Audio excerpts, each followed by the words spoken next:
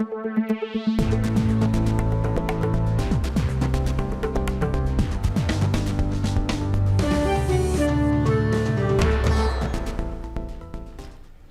এখন জনপদে। পুরো আয়োজন জুড়ে সঙ্গে আছি আমি সুমাইরাত্রি। মধ্যরাত থেকে কর্মবিরতিতে নৌযান শ্রমিকরা, স্থবির নৌপথে পণ্য পরিবহন, ঝুঁকিপূর্ণ রুটে নিরাপত্তা নিশ্চিত সহ 7 খুনের বিচার দাবি।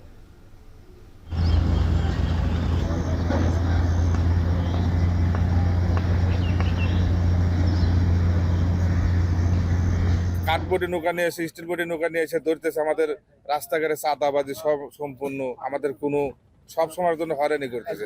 এটা সঠিক বিচার না দেওয়া পর্যন্ত আমরা চলাচল করবো না, সবকিছু অফ রাখবো। এ নিয়ে এখন জনপদে থাকছে বিস্তারিত।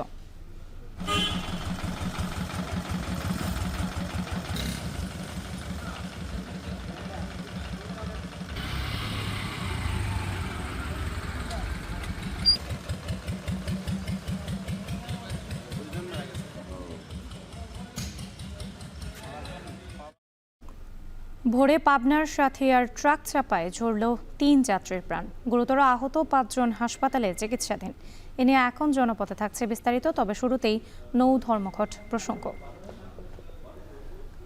চাঁদপুরে সাত নাবিক হত্যার ঘটনায় আজ থেকে সারা দেশে কর্মবিরতি পালন শুরু করেছে নৌ পরিবহন শ্রমিকরা। তবে যাত্রীবাহী নৌযানের আওতামুক্ত রয়েছে।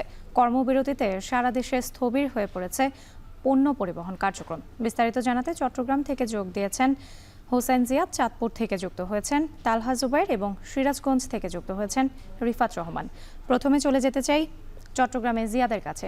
জিয়াদ, আপনার কাছে জানতে চাই, পণ্য পরিবহনে স্থবিরতায় কি কি জটিলতা সৃষ্টি হতে পারে? রাত্রি সবচেয়ে বড় প্রভাব পড়ে আসলে এই ধরনের ধর্মঘট বা কর্মবিরতিতে চট্টগ্রামেই। কারণ চট্টগ্রাম বন্দর হয়ে যেসব পণ্য আসে, বিশেষ করে লাইটার জাহাজগুলো কিংবা ওয়েল ট্যাঙ্কার কিংবা ছোট ছোট যে নৌযানগুলো রয়েছে, সারা দেশে চট্টগ্রাম বন্দর থেকে প্রায় 2000 এই ধরনের নৌযান সারা দেশে পণ্য পরিবহন করে।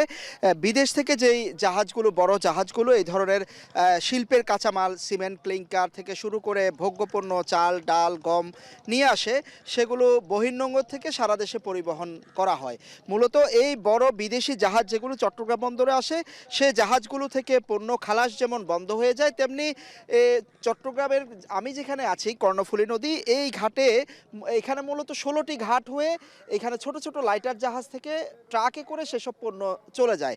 এই বড় জাহাজে পণ্য খালাস যেমন বন্ধ হয়, এই কর্ণফুলী নদীর ঘাটেও পণ্য খালাস একই সাথে বন্ধ হয়ে যায়। সারা দেশে মূলত 10,000 নৌযান রয়েছে বিভিন্ন ধরনের। এই পুরো নৌপথে যে পরিমাণ পণ্য পরিবহন করা হয় তার একটি তথ্য দিতে চাই। চট্টগ্রাম বন্দরে এবছর প্রায় 13 কোটি টন খোলা পণ্য আসলে পরিবহন হয়েছে সারা দেশে, বা খোলা পণ্য এসেছে। পুরো প্রক্রিয়াটি আসলে বন্ধ হয়ে পড়ে এবং এই খাতের সাথে জড়িত অন্তত 2 লাখের মতো শ্রমিক রয়েছে। শুধু লাইটার জাহাজ নয়, লাইটার জাহাজের পাশাপাশি যেমন আজকে এখানে কর্মমুখর থাকার কথা, অসংখ্য ঘাট শ্রমিক আছে যারা লাইটার জাহাজ থেকে পণ্য নিয়ে ট্রাকে তুলে দেয়। এখানে আসা সারা দেশ থেকে ট্রাকগুলো পণ্য নিয়ে আসলে ছুটে যাওয়ার কথা ছিল। পুরো ঘাটে আসলে শুনশান নীরবতা, ফলে বড় ধরনের ক্ষতি আমরা বলতে পারি। এই যে বড় জাহাজগুলো একদিন যদি বহির্নোঙরে পড়ে থাকে, তাহলে $10,000 পর্যন্ত তাদেরকে আসলে ক্ষতিপূরণ গুনতে হয়। একই সাথে এই কর্মবিরতি যদি দীর্ঘদিন চলে, তাহলে কিন্তু এখানে যে শিল্পের যে কাঁচামাল, সেটি যদি কারখানায় নেওয়া যায়, তাহলে দীর্ঘ সময় ধরে বা কয়েকদিন ধরে চললে কারখানায় এক ধরনের সংকট তৈরি হওয়ার সম্ভাবনা দেখা দেয়। সব মিলিয়ে নৌযান শ্রমিকরা আজকে কিন্তু ছোট ছোট মিছিল নিয়ে ঘাটে এসেছেন এবং তারা দাবি করছেন যে 20 লাখ টাকা তাদের ক্ষতিপূরণ দিতে হবে এবং একই সাথে নৌপথে আসলে খুব একটা নিরাপত্তা নেই। তারা বলছেন যে বিভিন্ন সময় চাঁদাবাজি, ডাকাতির ঘটনাগুলো ঘটছে, তারা তাদের নিরাপত্তা নিয়ে উদ্বিগ্ন, জীবন নিয়ে উদ্বিগ্ন। তারা বলছেন যে এই ঘটনা স্বাভাবিক কোনো ঘটনা নয়। 7 জনকে একসাথে খুন করা তারা এটি অস্বাভাবিক হিসেবে দেখছেন এবং একজনকে যে গ্রেপ্তার করেছে, তারা বলছেন যে একজনের পক্ষে আসলে খুন করা এতগুলো মানুষকে এবং জাহাজ চালিয়ে নিয়ে আসা কোনোভাবেই সম্ভব নয়। তারা এই ঘটনার পিছনে অন্য কোনো ইন্ধন দেখতে পাচ্ছেন। তারা দাবি করছেন যারা ঘটনার সাথে জড়িত তাদেরকে অবিলম্বে গ্রেপ্তার করতে হবে। এবার যেতে চাই চাঁদপুরে তালহার কাছে। তালহা, আপনার কাছে জানতে চাই, এই যে নৌ পরিবহন শ্রমিকরা যে কর্মবিরতিতে গেছেন, তাদের আসলে মূল দাবিটা কি?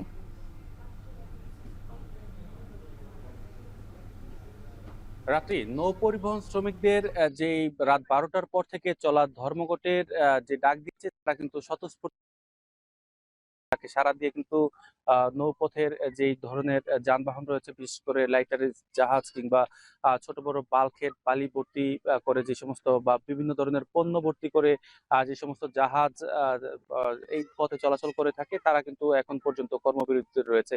আসলে তাদের যেই দাবি সেটা হচ্ছে গিয়ে এই যে চাঁদপুরের মেঘনা নদীতে যে নৃশংস খুনের ঘটনা ঘটেছে, আল বাকের যে লাইটারের জাহাজে যে 7 জন নাবিক খুন হয়েছে এবং একই সাথে একজন এখনো জীবন মৃত্যুর সন্ধিক্ষণে ঢাকায় চিকিৎসারত রয়েছে। তাদের মূল দাবি হচ্ছে গিয়ে এই খুনের ঘটনায় যারা জড়িত রয়েছে তাদের প্রকৃত দোষীদেরকে অতি সত্বর আইনের আওতায় এনে কঠিন শাস্তির মুখোমুখি তারা করার জন্য দাবি জানিয়েছেন। একই সাথে তারা বলছেন যে আসলে গত বুধবারে যে র্যাব কর্তৃক একজন কে আটক করা হয়েছে আকাশ মণ্ডল নামে, তারা বলছেন যে আসলে একজনের ধারা কোনোভাবেই 7 জন নাবিককে বা 8 জনকে এইভাবে নৃশংসভাবে কোপানো কোনোভাবেই বা এটা তারা মেনে নিতে পারছেন না। তাদের দাবি হচ্ছে এই ঘটনার সাথে কারা জড়িত, কি কারণে এই ধরনের একটা নৃশংস ঘটনা ঘটছে তার প্রকৃত রহস্য উদ্ঘাটন করা। পাশাপাশি তারা দাবি জানাচ্ছেন যে নৌপথে ডাকাতি, চাঁদাবাজি সহ রাহাজানি যেই ধরনের ঘটনা প্রতিনিয়ত ঘটছে তা যাতে বন্ধ করা হয় এবং প্রশাসন যাতে তাদের নিরাপত্তা জোরদার করেন, সেই বিষয়টা কিন্তু তারা তুলছেন। তারা বলছেন যে আসলে এই পুরো নৌপথে কিন্তু তাদের এক ধরনের জীবনের যে ঝুঁকি নিয়ে চলাচল করতে হয়, এই কারণে কিন্তু তাদের মধ্যে এক ধরনের একটা ভয়ভীতি কাজ করছে। তো তারা চাচ্ছেন যে চাঁদাবাজি বন্ধ করা হোক, তাদেরকে তারা যাতে স্বাভাবিকভাবে যাতে এই পথে চলাচল করতে পারে সেই বিষয়টা তারা নিশ্চয়তা চাচ্ছেন। একই সাথে তারা দাবি করছেন যে সরকারের কাছ থেকে ঘোষণা আসুক যেই 7 জন নাবিক মারা গিয়েছেন তাদের প্রত্যেকের পরিবারকে ক্ষতিপূরণ বাবদ 20 লক্ষ টাকা করে তারা ক্ষতিপূরণ বাবদ চাচ্ছেন, সরকার সেই জিনিসটা দেখ। তো আসলে সেই বিষয়টা দাবি পূরণ না হওয়ার আগ পর্যন্ত তারা ধর্মঘট চালিয়ে যাবেন বলে কিন্তু বলছেন। তো রাত্রি এই ছিল আমাদের চাঁদপুর থেকে। এবার যেতে চাই সিরাজগঞ্জের রিফাতের কাছে। রিফাত, আমরা এতক্ষণ চট্টগ্রাম এবং চাঁদপুরের কথা শুনছিলাম। নৌ পরিবহন যারা শ্রমিক রয়েছেন তারা কিন্তু কর্মবিরতি পালন করছেন। সিরাজগঞ্জের অবস্থাটা কি? সিরাজগঞ্জে কি নৌ শ্রমিকরা কর্মবিরতি পালন করছেন কিনা এবং পণ্য পরিবহনে কি ধরনের প্রভাব পড়ছে জানাবেন।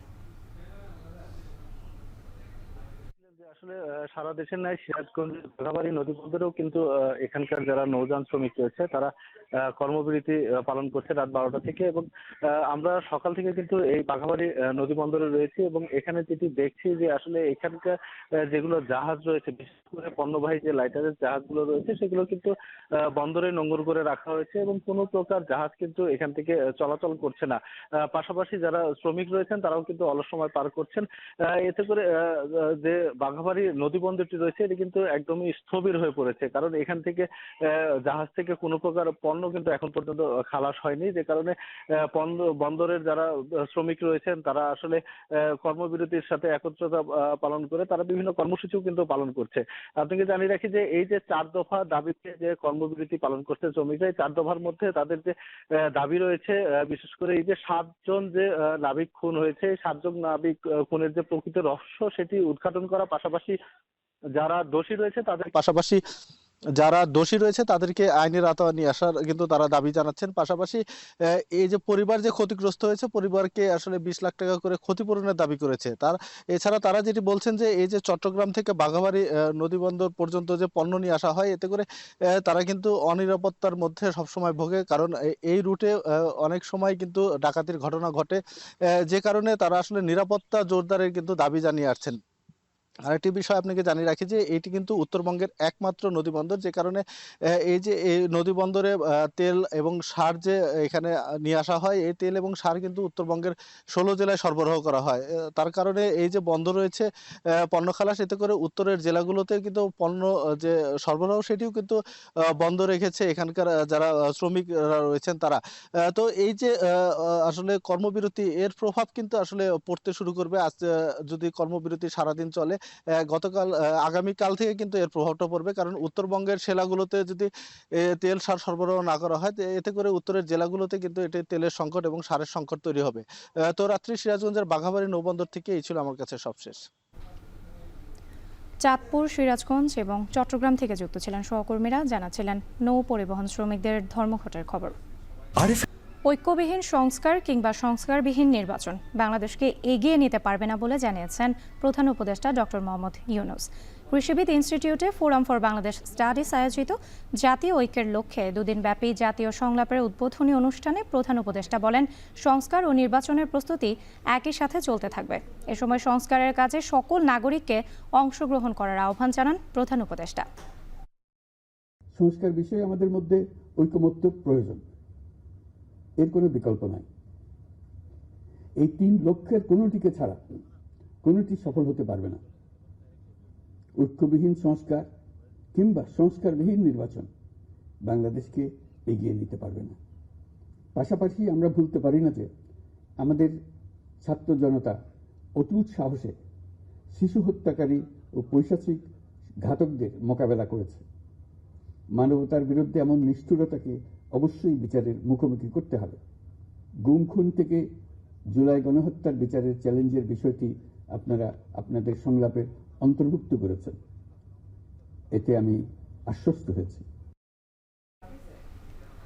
ব্যবসা বাণিজ্য, জলবায়ু ও রোহিঙ্গা সমস্যা, এসডিজি লক্ষ্যমাত্রা বাস্তবায়ন সহ সবকিছুতে চীনকে সাথে নিয়ে বাংলাদেশ কাজ করবে বলে জানিয়েছেন পররাষ্ট্র উপদেষ্টা মোহাম্মদ তৌহিদ হোসেন। এতে দুই দেশের স্বার্থ নিশ্চিত হবে বলেও জানিয়েছেন তিনি। Between our two countries to the level of strategic partnership of cooperation. This year, our bilateral relation has been elevated to comprehensive strategic cooperative partnership. This new partnership between Bangladesh and China has been built on the very foundations of trust, mutual respect, and a shared vision of a brighter future. সচিবালয়ে আগুন লাগার কারণ অনুসন্ধানে তদন্ত কার্যক্রম চালাচ্ছে বিভিন্ন সংস্থা। এই মুহূর্তে সচিবালয়ের সামনে আছেন সহকর্মী রকিবুল রাহাত। বিস্তারিত জেনে নিচ্ছি তার কাছ থেকে। রাহাত, তদন্ত কমিটি বা আগুনের কারণ অনুসন্ধানে আসা তদন্তকারী সংস্থার কেউ গণমাধ্যমের সঙ্গে কথা বলেছেন কিনা? রাত্রি এখন পর্যন্ত তদন্ত সংস্থার কেউ গণমাধ্যমের সঙ্গে কথা বলেনি। তবে আমরা দেখেছি যে গতকাল সন্ধ্যার দিকে আগের 7 সদস্যের কমিটি বাতিল করে নতুন যে 8 সদস্যের তদন্ত কমিটি গঠন করা হয়েছে, সেই তদন্ত কমিটিতে যারা যারা আছেন, মূলত এখানে স্বরাষ্ট্র মন্ত্রণালয়ের একজন সিনিয়র সচিব, তার নেতৃত্বে মূলত তাকেই তদন্ত কমিটির প্রধান করা হয়েছে। এবং সেখানে আমরা দেখেছি যে গৃহায়ন ও গণপূর্ত মন্ত্রণালয়ের একজন সিনিয়র সচিব রয়েছেন এবং বুয়েটের 3 জন সহযোগী অধ্যাপক রয়েছেন, ফায়ার সার্ভিসের মহাপরিচালক রয়েছেন এবং বাংলাদেশ সেনাবাহিনীরও কিন্তু একজন রয়েছে। সেক্ষেত্রে আমরা দেখেছি যে বুয়েটের গাড়ি বা ডিএমপি কমিশনারের গাড়ি এবং পুলিশের যে ঊর্ধ্বতন কর্মকর্তাদের গাড়িগুলো, সেগুলো সচিবালয়ের ভেতরে প্রবেশ করেছে। এবং আমরা সচিবালয়ের ভেতরের একটি সূত্র থেকে জানতে পেরেছি যে সেখানে তারা একটি সংক্ষিপ্ত বৈঠকে বসেছে এবং প্রাথমিক যে কাজগুলো রয়েছে সেই প্রাথমিক কাজগুলো করার উদ্দেশ্যে মূলত তারা সকাল থেকে সচিবালয়ে প্রবেশ করেছে। এবং আমরা দেখছিলাম যে এই তদন্ত কমিটিকে যেহেতু 3 দিনের মধ্যে অর্থাৎ 30 ডিসেম্বরের মধ্যে প্রাথমিক একটি প্রতিবেদন দিতে বলা হয়েছে, সেক্ষেত্রে তারা ইতিমধ্যে কাজ শুরু করে দিয়েছে সেটি বলাই যায়। যদিও তারা গণমাধ্যমকে কিন্তু অফিসিয়ালি কিছু জানায়নি যে তারা তাদের তদন্তের কাজ শুরু করেছে কিনা। এর আগে আমরা দেখেছিলাম যে গত বুধবার রাতে যে সচিবালয়ের 7 নম্বর ভবনে আগুন লাগে এবং সেখানে 6 তলার উপর থেকে 9 তলা পর্যন্ত যে ফ্লোরগুলোতে পুড়ে যায়, সেখানে কিন্তু অধিকাংশ নথি পুড়ে গেছে বলে ফায়ার সার্ভিসের পক্ষ থেকে আমাদেরকে জানানো হয়েছে। এবং গতকালকে ফায়ার সার্ভিসের মহাপরিচালক গণমাধ্যমকে যখন ব্রিফিং করছিলেন, তখন তিনি জানিয়েছেন যে তদন্ত কমিটির প্রতিবেদন ছাড়া প্রাথমিকভাবে বলা সম্ভব হচ্ছে না যে কিভাবে আগুনটি লেগেছে। তবে সরকারের যারা উপদেষ্টা রয়েছেন, এছাড়া বিভিন্ন রাজনৈতিক দল, তারাও সচিবালয়ের এই আগুনের ঘটনাস্থল কিন্তু পরিদর্শন করেছেন। তারা বলছেন যে এই ঘটনা পরিকল্পিত কিনা বা এই ঘটনার পেছনে কোনো ধরনের নাশকতা রয়েছে কিনা, সেই বিষয়টিও কিন্তু সরকারকেই তদন্ত করে বের করতে হবে। এবং তার পরিপ্রেক্ষিতে কিন্তু আমরা দেখেছি গতকাল সন্ধ্যার দিকে মূলত প্রধান উপদেষ্টার প্রেস সচিব তিনি গণমাধ্যমের সামনে এসে কথা বলেন এবং একই সঙ্গে সেখানে 3 জন উপদেষ্টাও ছিলেন। সেখানে স্বরাষ্ট্র উপদেষ্টা তিনি কিন্তু জানিয়েছেন গণমাধ্যমকে ইতোমধ্যে সচিবালয়ের এই ঘটনার সিসিটিভি ফুটেজ সংগ্রহ করা হয়েছে এবং সেই সিসিটিভি ফুটেজ সংগ্রহ করার পর সেটি দিয়েও কিন্তু তদন্ত করা হবে। এছাড়াও কিন্তু অন্যান্য যে উপদেষ্টা যারা গণমাধ্যমের সঙ্গে কথা বলেছেন, তারাও বলেছেন যে এই আগুনের ঘটনাটিকে তারা মোটেই হালকা করে দেখছেন না। এই ঘটনার সঙ্গে কেউ জড়িত থাকলে তাদের বিরুদ্ধে সর্বোচ্চ ব্যবস্থা নেওয়ার কথাও কিন্তু ইতিমধ্যে উপদেষ্টাদের পরিষদের পক্ষ থেকে বলা হয়েছে। তবে ভেতরে যেহেতু আমরা দেখছি যে তদন্ত কমিটির সদস্যরা প্রবেশ করেছে, তারা বের হয়ে গণমাধ্যমের সঙ্গে কথা বললে বাকি বিস্তারিত আমি আপনাদেরকে জানাতে পারবো। এই ছিল সচিবালয়ের সামনে থেকে আমার কাছে সব শেষ। রাত্রি, সচিবালয়ে আগুনের ঘটনায় তদন্ত চলছে। এ নিয়ে বিস্তারিত জানাতে সচিবালয়ের সামনে থেকে যুক্ত ছিলেন রকিবুল রাহাত।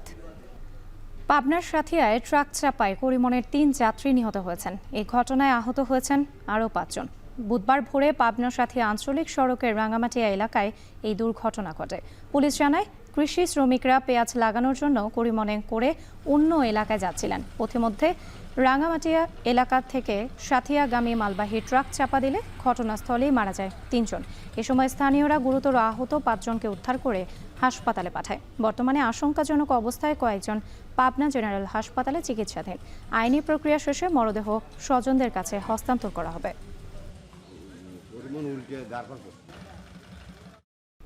জুলাই আগস্টের অভ্যুত্থানে দেশের যেসব এলাকায় বেশি হত্যাযজ্ঞ চলে তার অন্যতম সাভার। এই হত্যায় জড়িত ও চিহ্নিত আওয়ামী লীগের নেতাকর্মীরা এখনও ধরাছোঁয়ার বাইরে।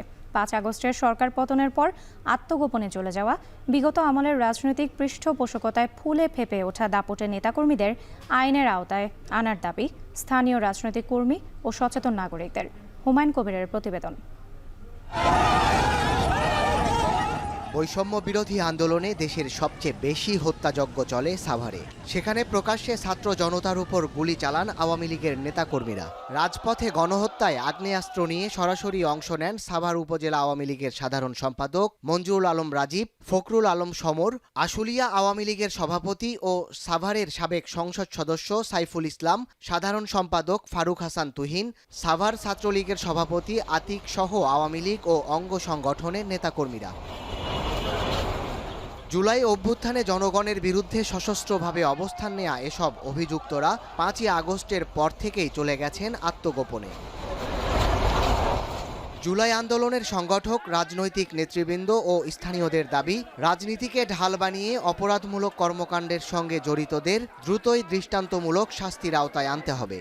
5 তারিখে বিকেলে কমপক্ষে শতাধিক লোক তারা গুলি করে হত্যা করেছে সাভারে। প্রশাসনের কাছে এই প্রত্যাশা করব, তাদের দ্রুত যে যেখানে আছে ধরে এনে আইনের আওতায় নিয়ে এসে তাদের দৃষ্টান্তমূলক শাস্তির ব্যবস্থা করুক। এরা যেদিন ধরা পড়বে, আইনে আসবে, প্রশাসন তাদেরকে অ্যারেস্ট করবে, তখনই আমাদের সাভারবাসীর অন্তরে একটা শান্তি আসবে। সাভার আশুলিয়ার যে স্থানীয় সংসদ সদস্য সাইফুল এবং আওয়ামী লীগ নেতা রাজীব, সমর এবং তুহিন, ছাত্রলীগ নেতা আতিক সহ যারা এই হামলার সঙ্গে জড়িত ছিল তাদের দ্রুত সময়ের মধ্যে গ্রেপ্তার করে তাদের বিচারের আওতায় আনতে হবে। অন্যথায় আমরা যে গণ অভ্যুত্থান পেয়েছি সেই অভ্যুত্থান পরিপূর্ণতা পাবে না। খুঁজে খুঁজে তাদের বের করতে হবে। অনেকের কাছে ভিডিও আছে, অনেকে আমাদের চাক্ষুষ প্রমাণ আছে। এদের সাক্ষ্য প্রমাণ নিয়ে এদেরকে এমন মামলায় তাদেরকে আসামি করতে হবে এবং প্রচলিত নিয়মে তাদেরকে যা যা শাস্তি দেওয়া দরকার আইনের মধ্যে পড়ে তাদেরকে সেটা দিতে হবে। জুলাই আন্দোলনে প্রকাশ্যে হত্যাসহ নানা অপরাধের অভিযোগে গেল 4 মাসে সাভার আশুলিয়া অঞ্চলে শতাধিক মামলা হয়েছে। তবে ধরাছোঁয়ার বাইরে আছে হত্যাকাণ্ডে সরাসরি অংশ নেয়া চিহ্নিত নেতাকর্মীরা। যদিও পুলিশ বলছে অভিযুক্তদের গ্রেপ্তারে চেষ্টা চালিয়ে যাচ্ছেন তারা। আশুলিয়া, সাভার, ধামরাই 3 থানাতেও মামলা হয়েছে প্রায় 100-র মতো এবং আসামি রয়েছে অনেক। তাদের অনেককে আমরা গ্রেপ্তার করেছি এবং অনেকেই বাড়ি ছাড়া রয়েছে। তো তাদেরকে আমরা গ্রেপ্তার করছি এবং গ্রেপ্তারের প্রচেষ্টা অব্যাহত রয়েছে এবং যে করে হোক তাদেরকে আমরা আইনের আওতায় নিয়ে আসব। ছাত্র জনতার ত্যাগের মধ্য দিয়ে গঠিত অন্তর্বর্তীকালীন সরকারের কাছে শহীদ পরিবারগুলো বলছেন, নিরস্ত্র মানুষের ওপর গুলি চালানো অপরাধীদের দৃষ্টান্তমূলক শাস্তির ব্যবস্থা না করলে বৃথা যাবে হাজারো মানুষের আত্মত্যাগ। এখন সাভার। উত্তর জনপদে সেচের পানির অভাব ঘুচিয়ে দিচ্ছে সোলার পাম্প। প্রান্তিক কৃষকদের ভাগ্য ফেরাতে বিভিন্ন উন্নয়ন সহযোগীদের সহায়তায় বাস্তবায়ন করা হচ্ছে এই প্রকল্প। এতে হাসি ফুটে উঠেছে কৃষকের মুখে।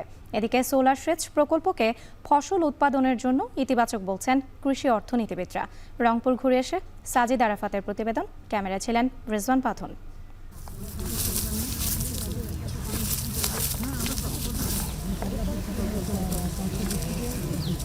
উর্বরা এই মাটির সাথে কৃষকের নিবিড় যৌথতা।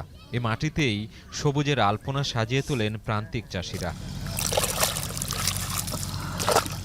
তবে মাটিতে জলের টান পড়লে কপালে ভাঁজ পড়ে কৃষকের, ব্যাহত হয় উৎপাদন।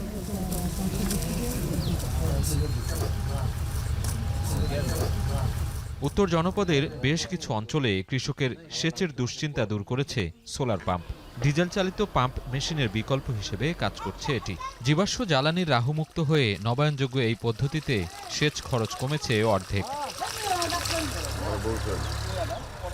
বেসরকারি উন্নয়ন সংস্থা ব্র্যাকের তত্ত্বাবধান ও বেসরকারি ব্যাংক স্ট্যান্ডার্ড চার্টার্ডের অর্থায়নে সেচ সহায়তা পাচ্ছেন রংপুরের প্রান্তিক চাষিরা।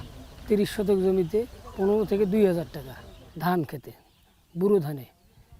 এখন পানি নেব মনে করো 1000 টাকা, 500 টাকা আমার সিজনে কম লাগবে। এখন পানিটা পামো আমরা, এখন ফসলটা ভালো হবে, এখন খরচটাও কম লাগবে, তাহলে এ দিয়ে একটা আমার সুবিধা হবে।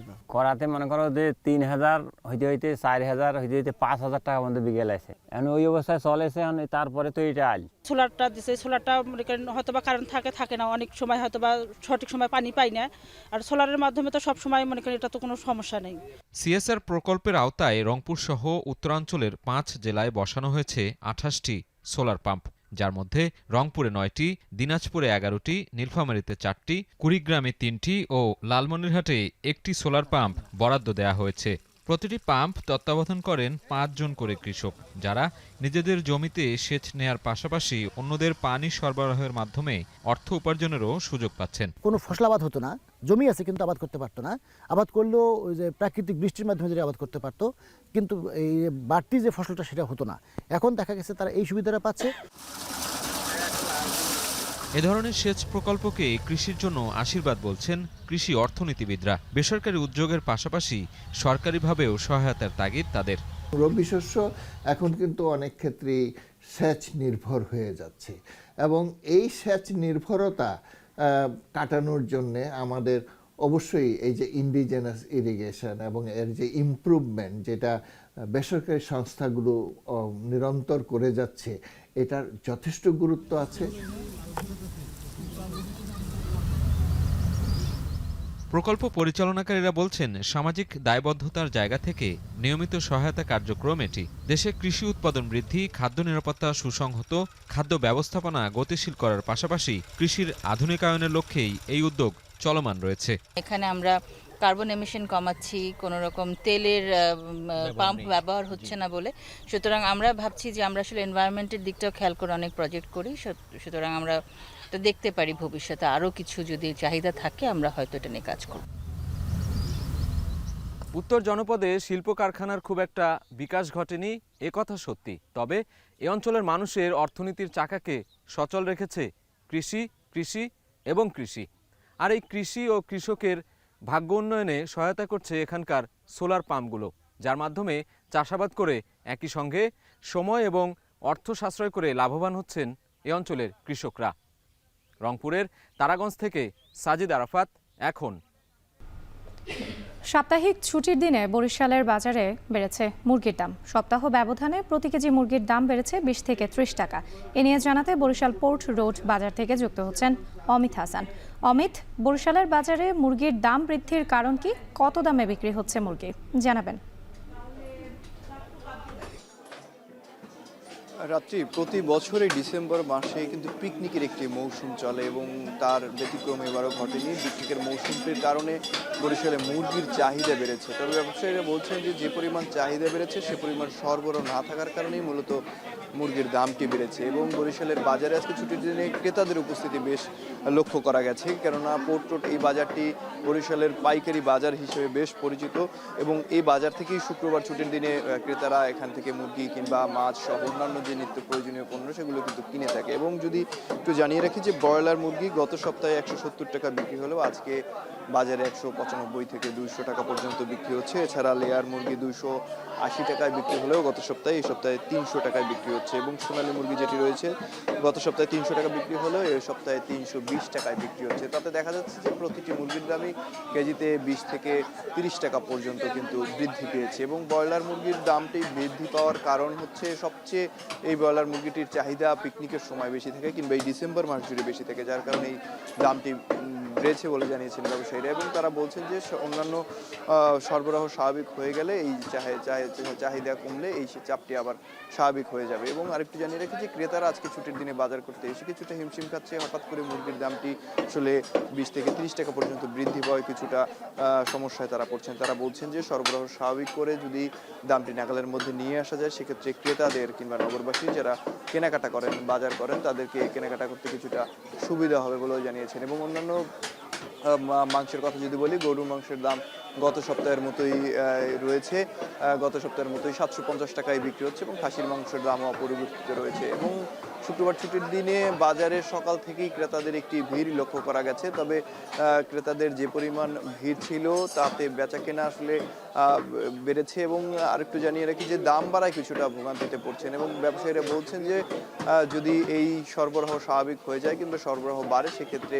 দামটি আর একটু কমবে বলে জানিয়েছেন ব্যবসায়ীরা। এবং আরেকটু জানিয়ে রাখি যে বরিশালের শুধু এই বাজারটি নয়, বিভিন্ন বাজারেই কিন্তু একই চিত্র। আজকে শুক্রবার বাজারে ক্রেতা উপস্থিতি সব সময়ের থেকে কিন্তু বেশি থাকে, যার কারণে আসলে তারা এসে বলছেন যে সব কিছুর দামই বেশি, বিশেষ করে মাছ থেকে শুরু করে মাংসের দাম, এছাড়া সবজির দাম, সব কিছুর দামটি আসলে নাগালের বাইরে।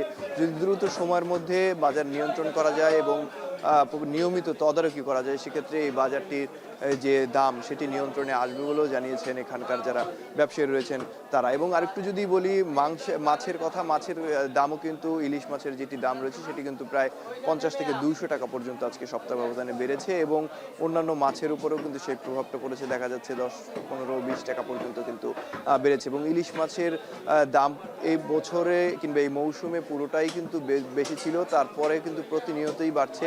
দেখা যাচ্ছে আজকে সর্বোচ্চ খুচরা বাজারে 3600 টাকা পর্যন্ত আজকে বাজারে বিক্রি হচ্ছে এবং মুরগির দামটাও কিন্তু আজকে বাজারে বেশি দেখা যাচ্ছে। তবু এই ছিল আমার কাছে সর্বশেষ। সপ্তাহ ব্যবধানে সিলেটে কিছুটা বেড়েছে ইলিশ সহ অন্যান্য মাছের দাম, তবে অপরিবর্তিত আছে গরু ও খাসির মাংসের দর। গত সপ্তাহের তুলনায় বেড়েছে ব্রয়লার ও সোনালী মুরগির দাম। এ বিষয়ে বিস্তারিত জানাতে সিলেটের লাল বাজার থেকে যুক্ত হচ্ছেন সন্দীপন শুভ। বাজারে মাছ মাংসের দরদাম নিয়ে জানাবেন এবং মাংসের দাম বৃদ্ধির কারণ কি?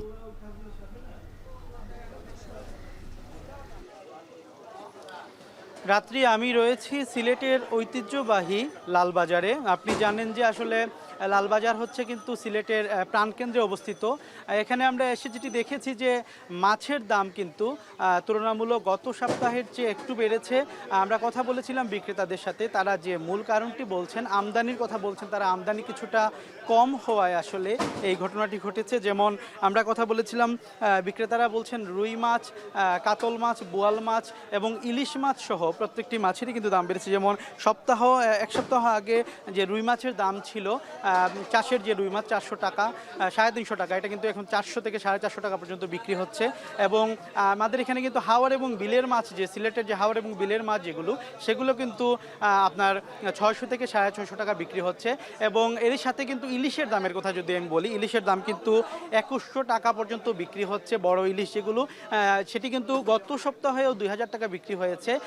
এবং এছাড়াও যেগুলো রয়েছে কার্প জাতীয় মাছ এবং অন্যান্য মাছ, বোয়াল মাছ সহ অন্যান্য মাছও কিন্তু দাম বৃদ্ধি পেয়েছে। আর যে কারণেই কিন্তু কিছুটা আমরা দেখেছি যে বিক্রেতাদের সাথে এবং ক্রেতাদের সাথে কথা বলেও তারাও বলছেন যে আসলে দাম কিন্তু অনেকটাই বেড়েছে। কিন্তু মাংসের বাজারে আমরা গিয়েছিলাম, গরু এবং খাসির দাম, গরুর দাম 750 টাকা করেই বিক্রি হচ্ছে এবং খাসির দাম 1000 টাকা করে বিক্রি হচ্ছে। তবে ব্রয়লার মুরগি এবং সোনালী মুরগির দাম কিন্তু কিছুটা বেড়েছে। এই সপ্তাহে কিন্তু 15 থেকে 20 টাকা বেড়েছে। আজকে ব্রয়লার মুরগি 200 টাকা করে বিক্রি হচ্ছে এবং সোনালী মুরগি কিন্তু বিক্রি হচ্ছে 350 টাকা। তো কিছুটা ব্রয়লার মুরগির দাম বেড়েছে এবং মাছের দামও কিন্তু কিছুটা বেড়েছে। আমরা কিন্তু জানি যে সবজির বাজারের দাম কিছুটা কমলেও এর চাপ কিন্তু পড়েছে আবার মাছের বাজারে এসে। তো মধ্যবিত্তের স্বাভাবিক করতেই কিন্তু কিছুটা নাবিশ্বাস। এবং একটা জিনিস কিন্তু আমি জানিয়ে রাখি যে বাজার মনিটরিংয়ের কিন্তু প্রয়োজনীয়তা রয়েছে এবং বাজার মনিটরিং করলে হয়তোবা কিছুটা কমতে পারে। যদিও বিক্রেতারা বলছেন আমদানি এই মৌসুমে কিছুটা কম থাকার কারণে কিন্তু এটি হতে পারে এবং আমদানি যদি বাড়ে তখন কিন্তু দামও কমতে থাকবে এবং দাম কমলে কিন্তু এখানে ক্রেতারা অনেকটাই স্বস্তি পাবেন বলে আমাদেরকে জানিয়েছেন। বিশেষ করে মধ্যবিত্তরা কিন্তু এই তাদের যখনই দাম বাড়ে তখন কিন্তু তারা নাবিশ্বাস হয়ে ওঠেন। বিশেষ করে রুই, বোয়াল, কাতল, ইলিশ সহ প্রত্যেকটি মাছ ব্যবসায়ীদের সাথে আমরা কথা বলেছিলাম। মেছুয়া বাজারে আমরা আছি, তাদের সাথে কথা বলে যেটা জেনেছি যে আসলে এই দাম বৃদ্ধির মূল কারণই হচ্ছে আমদানি কমে যাওয়া। আরেকটি বিষয় কিন্তু তারা বলেছেন আমাদেরকে, যখন আমরা মাংস ব্যবসায়ীদের সাথে কথা বলেছি তারা কিন্তু বলেছেন যে এই মৌসুমটি অর্থাৎ শীত মৌসুমে কিন্তু শীত মৌসুমে অনেকটাই যে আসলে মূল কথা হচ্ছে মাছের দাম কিছুটা বেড়েছে, মাংসের দাম অপরিবর্তিত রয়েছে। এই ছিল সিলেটের লালবাজার থেকে আমার কাছে সর্বশেষ। সিলেটের মাছ মাংসের বাজার থেকে যুক্ত ছিলেন সন্দীপন শুভ। দেখছেন শীতের সকালে কক্সবাজারের সৈকতে ঢল নেমেছে পর্যটকদের। ব্যবসা প্রতিষ্ঠানগুলোতে বেড়েছে বেচাকেনা। এদিকে কুয়াকাটায় বুকিং হয়ে গেছে হোটেল মোটেলের 90 থেকে 95% রুম। এ বিষয়ে বিস্তারিত জানাতে কক্সবাজার সৈকতের সুগন্ধা পয়েন্ট থেকে যুক্ত হচ্ছেন মন্তোষ পেতক্য ও কুয়াকাটা থেকে যুক্ত হচ্ছেন জসিম পারভেজ। প্রথমে চলে যেতে চাই মন্তোষের কাছে। মন্তোষ, আপনার কাছে জানতে চাই কক্সবাজারে পর্যটকদের সমাগম কেমন দেখতে পাচ্ছেন এবং একই সাথে জানাবেন হোটেল মোটেলের কত শতাংশ বুকিং হয়েছে এখন পর্যন্ত। রাত্রি শীতের মিষ্টি রোদে রোদ পোহানো কিংবা সমুদ্রের জলে জল খেলি এইভাবেই কিন্তু আনন্দে মেতে রয়েছেন পর্যটকরা। আমরা দেখছি যে সৈকত জুড়েই ব্যাপক পর্যটকের উপস্থিতি রয়েছে এবং হোটেলগুলোতে যে তারকা মানের হোটেলগুলো সেখানে কিন্তু শতভাগ কক্ষই বুকিং রয়েছে এবং মাঝারি যে হোটেলগুলো সেগুলোতেও 70 থেকে 80% বেশি কক্ষ বুকিং থাকার কথা আমাদেরকে হোটেল মালিকদের পক্ষ থেকে জানানো হয়েছে। এবং এই যে প্রচুর পর্যটকের উপস্থিতি, এটির কারণে আমরা দেখছি যে সৈকত কেন্দ্রিক যেসব ব্যবসা প্রতিষ্ঠান রয়েছে কিংবা হোটেল মোটেল জোন কেন্দ্রিক যেসব ব্যবসা প্রতিষ্ঠান রয়েছে কিংবা এখানে বারবিস মার্কেট এবং শুটকির দোকান থেকে শুরু করে সমস্ত ব্যবসা প্রতিষ্ঠানে আসলে পর্যটকদের উপস্থিতি বাড়ার কারণে সেখানে বেচা কেনা বেড়েছে এবং তাদের যে আসলে আশা ছিল এই মৌসুমে ব্যাপক পর্যটক সমাগমের মধ্য দিয়ে তারা যে বিনিয়োগটি করেছেন সেটি তুলে নিতে পারবেন, সেটি আসলে পূরণ হতে চলেছে তেমনটি তারা আমাদেরকে জানিয়েছেন। এবং শুধুমাত্র কক্সবাজার সৈকত নয়, এখানে যে প্রচুর পর্যটকের উপস্থিতি আছে এটির কারণে এখানে যে অন্যান্য যে পর্যটন স্পটগুলো রয়েছে, বৌদ্ধ মন্দির থেকে শুরু করে মহেশখালের আদিনাথ মন্দির কিংবা এখানে কক্সবাজার টেকনাফ মেরিন ড্রাইভ সড়কের যে হিমছড়ি, ইনানি, দরিয়ানগর সহ অন্যান্য যে পর্যটন স্পটগুলো রয়েছে, রামুর বৌদ্ধবিহারগুলো রয়েছে এবং এর বাইরে সেন্ট মার্টিন দ্বীপেও কিন্তু প্রতিদিন 2000 করে পর্যটক জাহাজে করে সকালে যাচ্ছেন এবং সব মিলিয়ে পর্যটকদের একটা স্বতঃস্ফূর্ত উপস্থিতি কিন্তু ছুটির দিন হিসেবে আছে এবং এই যে স্রোত আসলে মানুষের সেটি অক্টোবরের মাঝামাঝি সময় থেকে শুরু হয়েছিল এবং এখন পর্যন্ত সেটি যে অব্যাহত আছে, এটির কারণে ব্যবসায়ীদের মাঝে যেমন সন্তুষ্টি আছে, আনন্দ উচ্ছ্বাস সবই আসলে তাদের মাঝে বিরাজ করছে বলা যায়। এবং এখানে এই বিশাল একটি জায়গা আসলে পর্যটকদের যেহেতু উপস্থিতি লাবণী থেকে শুরু করে এখানে কলাতলি পয়েন্ট সৈকতের সব মিলে 3 কিলোমিটারের বেশি এলাকা কিন্তু এখানে টুরিস্ট পুলিশ কিংবা জেলা প্রশাসনের যে তৎপরতা সেটি কিছুটা পরিলক্ষিত হচ্ছে। এর বাইরে এখানে কোনো পর্যটক যাতে বিপদাপন্ন পরিস্থিতিতে না পড়েন সেটি নিশ্চিত করতে এখানে 27 জন মতো লাইফগার্ড সদস্য কিন্তু সৈকতের 3টি পয়েন্টে দায়িত্ব পালন করছেন। একইভাবে টুরিস্ট পুলিশের পক্ষ থেকেও তাদের সক্রিয়তার বিষয়গুলো আসলে আমাদের জানানো হয়েছে এবং ব্যবসায়ীরা যেটি বলছেন যে এই মৌসুমে যেহেতু তাদের প্রত্যাশা মতো পর্যটকের সমাগম ঘটছে, এই মৌসুমটাতে তারা কয়েক হাজার কোটি টাকার বাণিজ্য তারা আসলে পর্যটন খাতে আশা করছেন। রাত্রি এই ছিল আমার কাছে সবশেষ। এবার যেতে চাই কুয়াকাটায় জসিমের কাছে। জসিম, এতক্ষণ তো আমরা শুনছিলাম কক্সবাজারের কথা, সেখানে পর্যটকদের ভিড় লক্ষ্য করতে দেখেছি এবং কুয়াকাটায় আসলে পরিস্থিতি কি? কুয়াকাটায় পর্যটকদের ভিড় কেমন দেখতে পাচ্ছেন?